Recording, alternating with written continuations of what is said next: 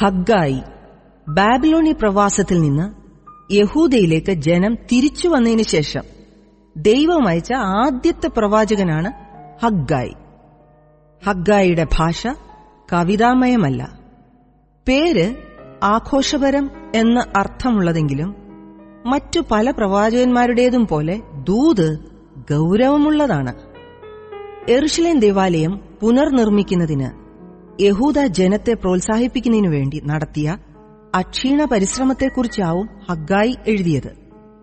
ദൈവാലയം പണിയുന്നത് നിർത്തിവെച്ചതുകൊണ്ടാണ് വൈഷമ്യമേറിയ അനുഭവങ്ങൾ ഉണ്ടായത് എന്ന് ഹഗ്ഗായി ജനത്തോട് പറഞ്ഞു. ദൈവാലയത്തിന്റെ നിർമ്മാണം പുനരാരംഭിച്ചാൽ ദൈവം ദൈവാലയത്തെ വീണ്ടും നിറയ്ക്കുകയും ജനത്തെ സമാധാനം കൊണ്ട് അനുഗ്രഹിക്കുകയും ചെയ്യും. യഹൂദായിലെ ഭരണാധികാരിയായ സെറുബ്ബാബേൽ യഥാസ്ഥാനപ്പെടുന്ന രാജ്യം ഭരിക്കുമെന്ന് ഹഗ്ഗായി പ്രവചിച്ചു. ഈ വാഗ്ദത്തങ്ങൾ ബാബിലോണ്യ പ്രവാസത്തിൽ കഷ്ടമനുഭവിക്കുകയും ഇപ്പോൾ പേർഷ്യൻ ഭരണത്തിൻ കീഴിൽ ജീവിക്കുകയും ചെയ്യുന്ന യഹൂദന്മാർക്ക് വിശിഷ്യ അർത്ഥവത്തായിരുന്നു. 538 BC-യിൽ പേർഷ്യൻ രാജാവായ കോരശ് ബാബിലോണിൽ 70 വർഷം പ്രവാസികളായിരുന്ന യഹൂദന്മാരെ യെരുശലേമിലേക്ക് തിരിച്ചുപോകുവാൻ അനുവദിച്ചു. ഭരണകർത്താവായിരുന്ന സെരുബ്ബാബേലിന്റെയും മഹാപുരോഹിതനായിരുന്ന യോശുവയുടെയും കീഴിൽ ഏകദേശം 40,000 ആളുകൾ തിരിച്ചുവന്ന് 587 BC-യിൽ തകർക്കപ്പെട്ട ദേവാലയം പണിയുവാൻ തുടങ്ങി. ദേവാലയത്തിന് അടിസ്ഥാനം വേഗത്തിലിട്ടു. എന്നാൽ അയൽവാസികളായ ചില ആളുകൾ ദൈവാലയ പുനർനിർമ്മാണത്തെ എതിർക്കുകയും തടസ്സപ്പെടുത്തുകയും ചെയ്തു. യഹൂദജനം ഒരു പ്രബല രാഷ്ട്രമായി കാണുന്നത് അവർക്ക് തീരെ ഇഷ്ടപ്പെട്ടില്ല.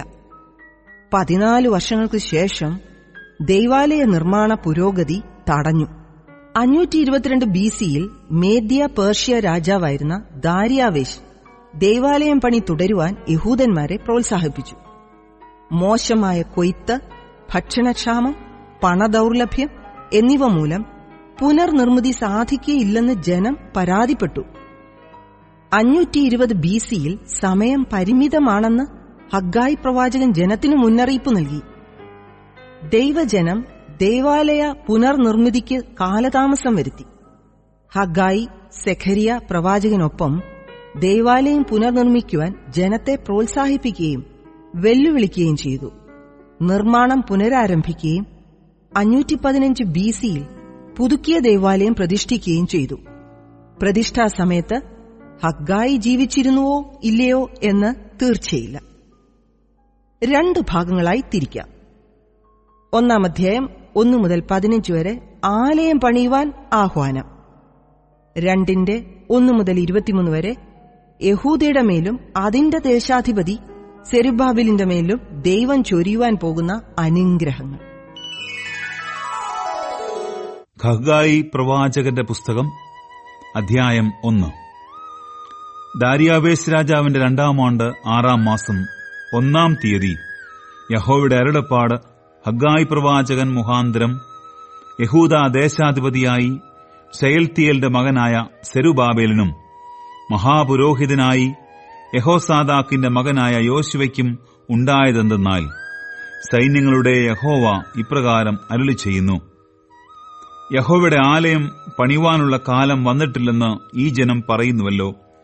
ഹഗ്ഗായി പ്രവാചകൻ മുഖാന്തരം യഹോവയുടെ അരുളപ്പാടുണ്ടായതെന്തെന്നാൽ, ഈ ആലയം ശൂന്യമായിരിക്കെ നിങ്ങൾക്ക് തട്ടിട്ട വീടുകളിൽ പാർപ്പാൻ കാലമായോ? ആകയാൽ സൈന്യങ്ങളുടെ യഹോവ ഇപ്രകാരം അരുളിച്ചെയ്യുന്നു: നിങ്ങളുടെ വഴികളെ വിചാരിച്ചു നോക്കുവിൻ. നിങ്ങൾ വളരെ വിതച്ചിട്ടും അല്പമേ കൊണ്ടുവരുന്നുള്ളൂ. നിങ്ങൾ ഭക്ഷിച്ചിട്ടും പൂർത്തി വരുന്നില്ല, പാനം ചെയ്തിട്ടും തൃപ്തി വരുന്നില്ല, വസ്ത്രം ധരിച്ചിട്ടും ആർക്കും കുളിർ മാറുന്നില്ല. കൂലിക്കാരൻ ഓട്ടസഞ്ചിയിലിടുവാൻ കൂലി വാങ്ങുന്നു. സൈന്യങ്ങളുടെ യഹോവ ഇപ്രകാരം അരുളിച്ചെയ്യുന്നു: നിങ്ങളുടെ വഴികളെ വിചാരിച്ചു നോക്കുവിൻ.